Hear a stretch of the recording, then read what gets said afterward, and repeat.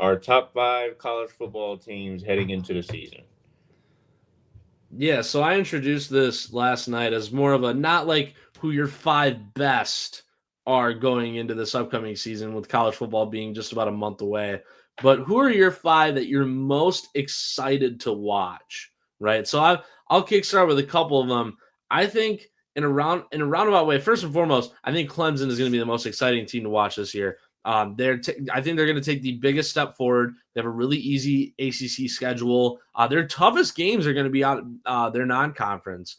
Their toughest games are going to be week 1. They play LSU, if I'm not mistaken, and I think week 3 they play South Carolina. And South Carolina is going to be pretty good this year. Don't sleep on South Carolina. They're another one of my most exciting teams to watch this year. But Clemson's got an easy schedule. They were just a playoff team last year. Yeah, they barely beat SMU. SMU is probably going to be their toughest ACC game. And SMU, I don't think they're going to be the same, especially with Tyler Van Dyke at quarterback this year. So, Clemson is going to be the exciting team to come out of the ACC. I think UNC is another team that I'm excited to watch just because of Bill Belichick and seeing what he can do with that program. I think in year 1, UNC is going to they're going to work their way into a top 25 ranking. They're not a playoff team. They're not at all.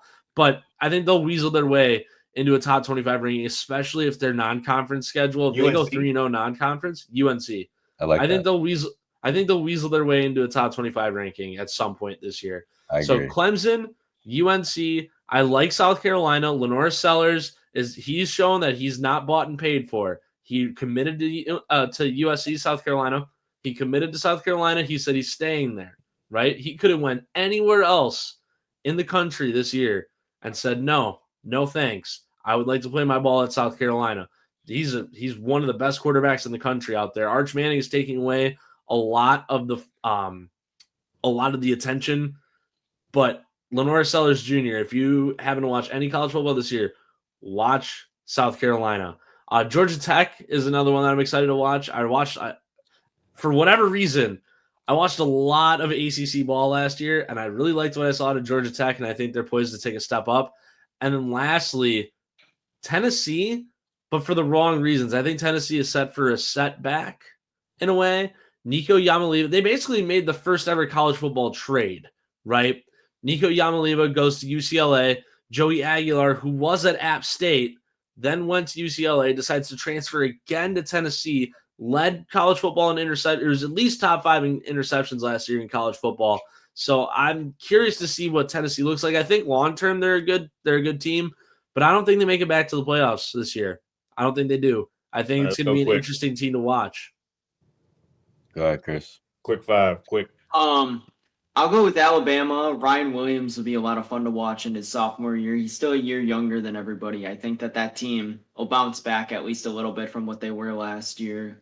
Penn State's still going to have Drew Aller back this year. I think this might finally be the year where they make a run. I know James Franklin gets a lot of flack there for not really getting anything done in the postseason. I think this is the year they finally change that. They had a cakewalk to the title last year. Didn't end up happening. Obviously, Texas is going to be a really fun team to watch with Arch Manning finally getting to be the starter for them. I think this is their year to lose. If they lose this year, I don't even know what to say. This is definitely their year. Ohio State's obviously going to be interesting because they always are. And that was 4, I believe. So I'll just shout out Wisconsin because I'm more intrigued to see what happens this year. They're probably not going to be very good. I don't see them winning more than 5 or 6 games. However, go for it. Go. Sorry. However, if they somehow get into a bowl game, it's a success for them this year. And if they're able to do what they were able to do in the mid-2010s, where they take it from no expectations all the way to at least somewhat relevant again, it would be a good year for them. Dude, they legitimately have the toughest schedule, like consensus-wise, the toughest schedule in college football this year. I think, and Joel Klatt said it best. I was listening to Joel Klatt the other day. Wisconsin winning 3 games. They might be a better football team this year than they were last year and might win less games because of how tough that schedule is. Washington's going to be really good this year. They play Oregon again. They go to Alabama. They have Ohio State. There's a couple more games in there, too, that are really tough. And then at the end of the season, too, Paul Bunyan's Axe is never an easy game. They always play the Hawkeyes. So, it's they might win 3 games this year, and that might be considered a win. And they're still gonna have It's a weird direction that the program's going non-conference in. games in the first 2 weeks, and they got Maryland in week 4. So those are for sure most likely 3 wins on their schedule. But I think the more intriguing thing to watch is how Luke Fickell handles this season, because he has not been a success for them at all so far. Their first season was underwhelming, and last year was their worst year in over 20 years, not making a bowl game. So whether he sticks around, I think depends on how this team performs this year, because this will be his 3rd year in charge. And a lot of times they give college coaches 3 years to figure it out, and he hasn't done it through his first 2 yet. Well, this is also going to be the first year we have all Luke Fickell recruits on the team, though, Which too. is not bad. That's not bad. No, it's not bad. He's a great That's really recruiter. good. So it's going to be an interesting year. But, Chris, can you confidently tell me that Wisconsin will win a game beyond September? Because I don't think they can. I don't think so Michigan, either. And Iowa was. That's why I'm going to be intrigued to watch them, specifically because I don't know if they can. I think they'll probably take one. They'll take one of those other games against Nebraska or an Iowa. Michigan is going to be a contender again this year. I think we're sleeping a little too much on Michigan. Michigan's going to be a contender again this year. Iowa, they're not beating. Beat Iowa, come on. No, I just don't think so. I just don't think so. Is this game at Madison or is it? Yes, it's in Madison this time. I'm not losing that game. But then again, they also lost in Madison pretty handily to Iowa a couple of years ago without even a quarterback. Now, they also lost to Iowa. If we're talking after Iowa, then yeah, that's gonna be tough. Unless you play like Indiana. Indiana's not that great. Illinois is really good. I don't know. Indiana was terrific last year. I know, but Illinois they didn't lose a lot of guys either. Well, like you said, Wisconsin got better. Huh? But Wisconsin was so far in the trenches last year. They were awful. My top 5. They had 3 good weeks, and that was it. Hold on. My top 5. I'm going to go with smaller teams than you guys had. This is going to be fun. All right. First off, I'm going to start with the Buffs, the Colorado Buffs. You know, that's exactly what I was going to do. No smaller teams, says Colorado. Yeah, but they're smaller than the team with the most media coverage in all college. The Big Ten teams are smaller, but Shedeur and Travis, they're gone. So the QB drama between I think Caden Salter, I think his name is, and Juju Lewis is going to be very interesting. I think Lewis will end up being the starter. I hope so. I think he's better. And then number 2, Arizona Wildcats. Now, this is crazy. I know Arizona State was better last year, but the Wildcats are very interesting. They're going to air it out on their offense. That's all they do. They know how to throw the ball very well. Noah Fifta, I think, is his name. Or is he still? I think he's still in the league. I know McMillan got drafted. They dropped like 40 points in six times last season. So I'm very interested to see what the Wildcats do. I think they're going to be better, be able to rival against ASU, which will be a great rivalry as it always is. This one's controversial. Miami, are they back? Miami's going to be good. I don't know if they're back. You know, Cam Ward is out of there. Coaching seat is kind of warm, let's be honest here. And the pressure is very high because they have not performed very well. But are they back? I'm excited to see what they can do. They have a lot of high stake games going on, and you know they bring the energy. Now my 4th one is NC State. Now this one's interesting. I know you said a UNC, but I think NC State is going to be a little bit better than UNC. They will be. They're just sneaky good, but they're just inconsistent. You know what I mean? So they're always one upset away from shaking up the ACC, which is the most fun part about that team. So they also do a lot of trick plays. So I like their team. Now, number 5 is very tricky for me. I'm either going to go with Missouri or Georgia Tech. I think Missouri, their offense took off last year with Brady Cook.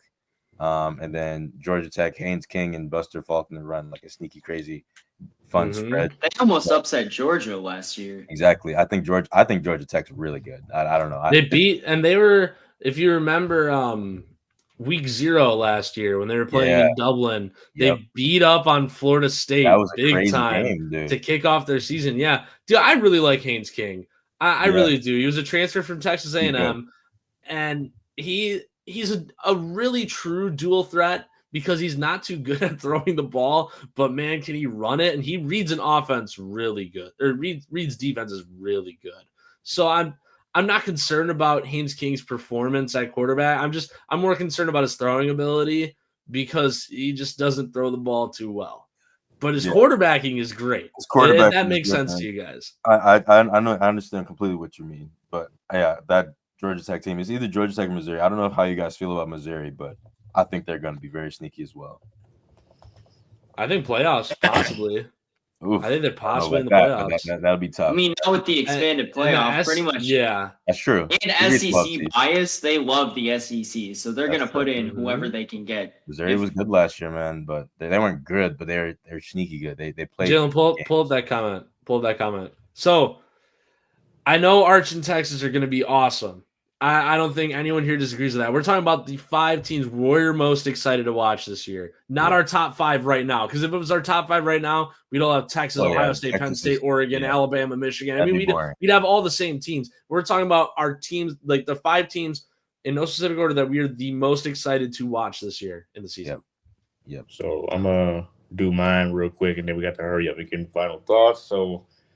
Number 1, Michigan State. No, I'm just here we go. Trash. I mean, that's my 4-8, my favorite. That's my school. So, anyways, but my number 1 team is definitely Texas. I want to see how Arch Manning looks for sure because all this hype around him. He's supposed to be great, generational, all that. I want to see it. Yeah, we'll see about that. Colorado. Obviously, I follow Deion Sanders, and I love the Colorado Buffaloes, so I'm excited to watch them every single season.